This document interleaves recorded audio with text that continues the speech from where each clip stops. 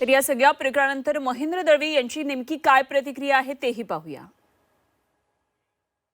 अंबादास दानवेंनी एक स्वर एक व्हिडिओ व्हायरल केलेला आहे। त्या व्हिडिओमध्ये पैसे वाटपाचा तो व्हिडिओ आहे। मात्र हा व्हिडिओ कोणाचा आहे या संदर्भात आपण आपल्या सोबत महेंद्र दळवी आहेत, तर त्यांच्याकडून माहिती घेऊ। खरंच व्हिडिओ आहेत का ते?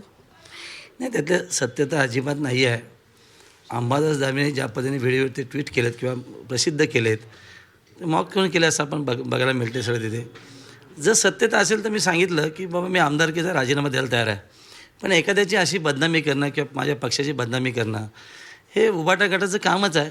पण त्याच्यामागे मला असं वाटतं नक्की की रायगडच्या आत्ता झालेल्या निवडणुकीच्या राजकारणामध्ये ज्या पद्धतीने आरोप प्रत्यारोप झालेत वरिष्ठ नेत्यांवरती, त्याच्यातला एक भाग म्हणून दिलेली सुपारी असावी असं मला नक्की वाटतं।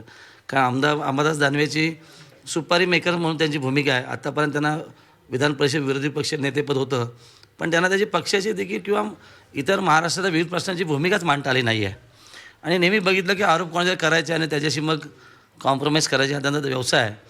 त्यातलाच हा एक प्रकार, त्याला मला गांभीर्याने पकडणं एवढं काय ठीक नाही त्यांना। नाही, पण आता अधिवेशनाचा दुसरा दिवस आहे। अधिवेशनाच्याच काळात त्यांनी व्हिडिओ का असे प्रकारे व्हायरल केलेला आहे? तुम्हाला टार्गेट केलं जातंय का किंवा तुमच्या पक्षाला टार्गेट केलं जातं? नाही, पक्षालाही टार्गेट केलं जातं, आम्हालाही टार्गेट केलं जातं। कारण रायगडच्या राजकारणामध्ये गेले 1 वर्षामध्ये जे काय आरोप प्रत्यारोप आपसामध्ये पण झालेत, महायुतीमध्ये पण झालेत किंवा विरोधकांनी आमच्यावर केलेत, किंवा आत्ता निवडणुकीमध्ये ज्या पद्धतीने भाषणामधून लोकांचे आरोप झालेत, त्या अनुषंगाने केलेले षडयंत्र असावं असं मला नक्की वाटतं। आणि म्हणून मी मगाशी सांगितलं की रायगडच्या वरिष्ठ नेत्यांनी या संदर्भातली चुकीची माहिती पण अंबादास दानवेंना पुरवली आणि हे षडयंत्र तयार करून पक्षाला आम्हाला बदनाम करण्याचं एक कटकारस्थान केलं असं नक्की वाटतं। श्रेष्ठींशी बोलणं झालं आहे का किंवा मुख्यमंत्र्यांसोबत बोलणं झालं आहे का? नाही, मी अजून कोणाशी बोललो नाही आहे, पण थोड्या वेळाने मी नक्की माझे वरिष्ठ नेते शिंदे साहेबांशी बोलेन, मुख्यमंत्री मोदींशी बोलेन, काही आमचे वरिष्ठ नेते त्यांच्याशी देखील बोलेन, उदय सामंतांवर बोलेन। आणि जे सत्य आहे म्हणजे ह्या कुठल्याही ह्याच्यामध्ये दुरान्वय संबंध नाही आहे। तो कोणाचा जर फोटो त्यांनी तिथे दाखवला, जर चेहरा दाखवला पाहिजे त्या संस्कृती, किंवा एखादं म्हणणं असेल ते चोख लोकांसमोर आलं पाहिजे।